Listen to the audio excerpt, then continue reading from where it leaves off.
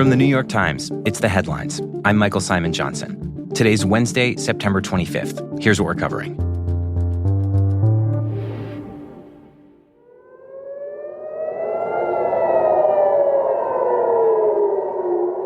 Early this morning in Tel Aviv, the Israeli military says it intercepted a missile fired by Hezbollah that appeared to be the militant group's deepest attack yet into the country. The missile triggered alerts and air raid sirens and sent residents fleeing for shelters. Hezbollah said it was targeting the headquarters of Israel's Foreign Intelligence Service in retaliation for assassinations of some of its leaders in the past week, along with the deadly explosions of hundreds of pagers and walkie-talkies.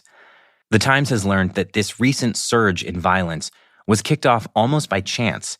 5 current and former top Israeli officials say that Israel had gotten last-minute intel that its plan to blow up Hezbollah pagers was about to be exposed, so they rushed forward with the operation, kicking off a week of attacks and counterattacks that are still ongoing. On the one hand, Israel's attacks have been, in military terms, a tactical success. Patrick Kingsley is the Times Jerusalem bureau chief. They have managed to infiltrate and destroy part of Hezbollah's communication networks. They have taken out several key commanders, and they say they have destroyed military targets, rocket launchers, weapons caches all across Hezbollah's heartland in southern Lebanon. The flip side is that Israel appears no closer to achieving its strategic goals. The goal is to get Hezbollah to retreat from the border and make it safe for the roughly 60,000 Israelis who've been displaced from their homes since last October to return to those homes. Hezbollah is still firing into northern Israel. They appear to be escalating in response to Israel's escalation. And a week into this raising of the stakes, it doesn't appear that Israel's gamble has yet paid off.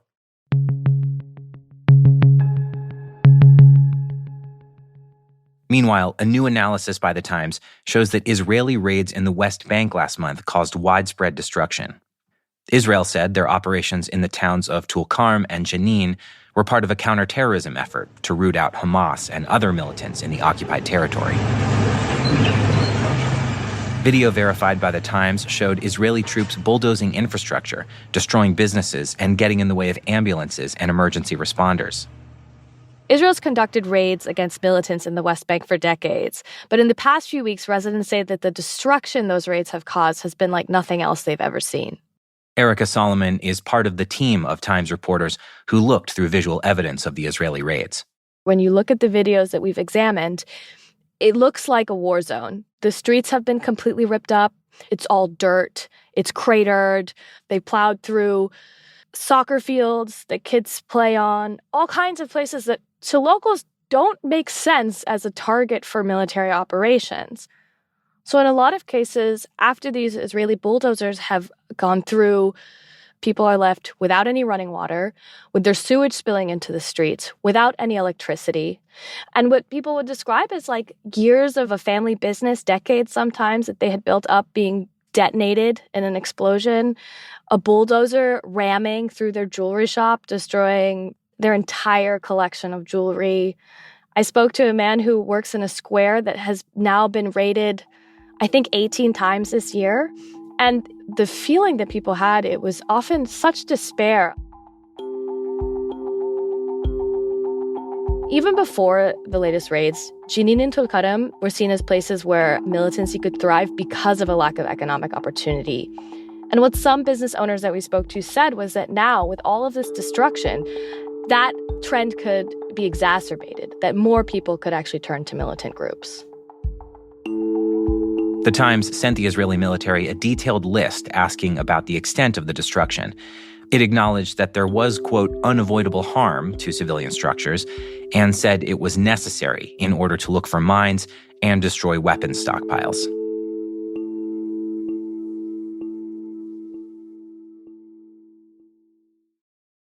In New York, world leaders are gathered for the United Nations General Assembly, with many taking the stage to address the ongoing crisis in the Middle East. Israeli Prime Minister Benjamin Netanyahu is expected to speak tomorrow, and yesterday afternoon, Iran's new president, Masoud Pezeshkian, delivered his first speech to the UN through an interpreter. The Islamic Republic of Iran seeks to safeguard its own security, not to create insecurity for others. We want peace for all and seek no war or quarrel with anyone. Unlike past Iranian presidents who've used the stage to threaten American presidents or deny the Holocaust, Pezeshkian struck a softer tone. He said Tehran was ready to negotiate about its nuclear program. He also extended an olive branch to Iran's Western adversaries, with one notable exception, Israel. It is imperative that the international community should immediately stop the violence and bring about a permanent ceasefire in Gaza and bring an end to the desperate barbarism of Israel in Lebanon before it engulfs the region and the world. Analysts who watched the speech say that Pezeshkian's call for an end to violence is at odds with the country's own actions in the region. Iran has long supported and armed militant groups, including Hamas in Gaza and Hezbollah in Lebanon.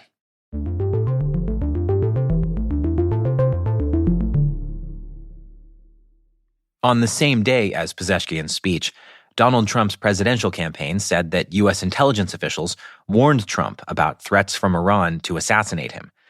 Earlier in the year, the U.S. had tracked a potential Iranian plot to kill Trump, and while intelligence officials confirmed that they'd briefed the campaign yesterday, they didn't specify if the briefing was about that previous threat or a new plot. There is no evidence that the assassination attempts against Trump in Pennsylvania and Florida were related to Iran.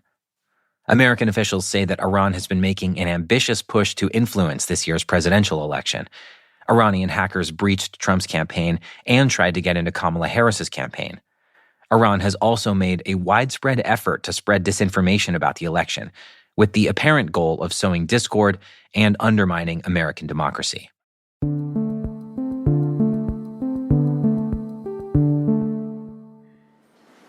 The trauma of the assault has taken a toll on my mental health.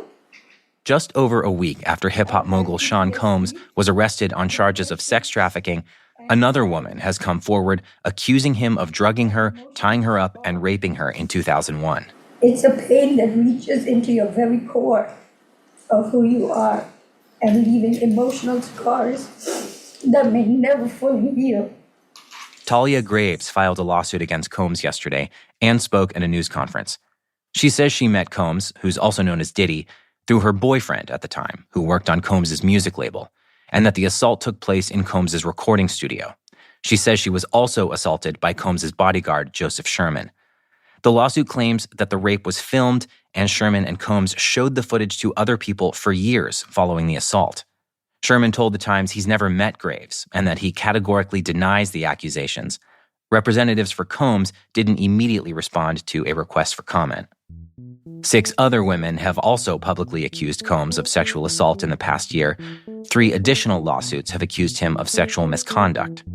He's currently being held without bail at a jail in Brooklyn.